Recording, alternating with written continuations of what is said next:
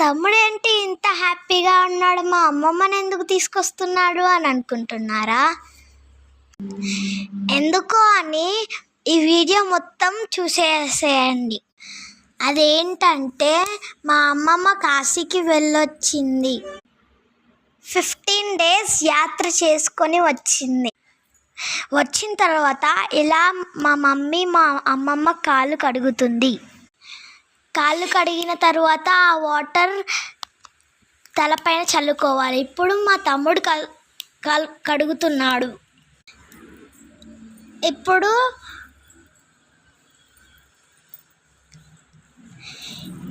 ఇప్పుడు నేను కడుగుతున్నాను.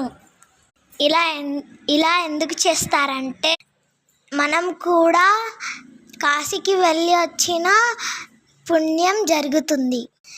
తరువాత మా అమ్మమ్మకి చీర పెట్టాము.